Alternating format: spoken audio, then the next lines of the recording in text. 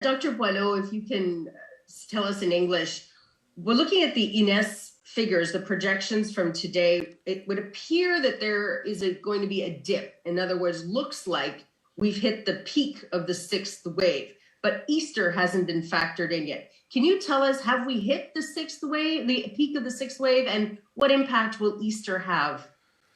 Well, I know the methodology of Ines quite well. I was the CEO and president of this organization until recently, 3 months ago. And we had this discussion with the CEO of Ines this morning and the expert, Dr. Mike Benigeri.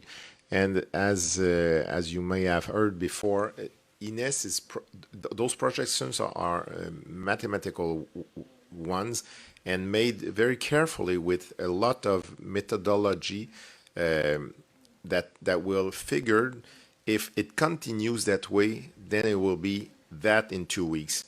But continues that way, it's still something that we're not sure about because we only have two data from this week. During the weekends, it was very low, and it should not be a bias or confusion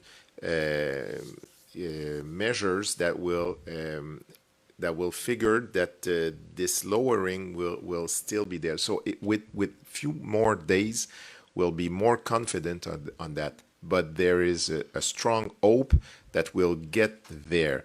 And normally Ines is not missing the call, and which is fortunate is that, as Dr. Opaterny said, there is about 2,400, maybe we'll reach 2,005 in a few days, but it should not get really more than that. And on the intensive care unit, it's still around or less than 100 beds, which is great right now. And Dr. Patani said earlier that only 5% of the cases are moving to the intensive care unit, which is really different from the other waves and which is great for the health system because it's really challenging everywhere in the hospital, but especially in the intensive care unit.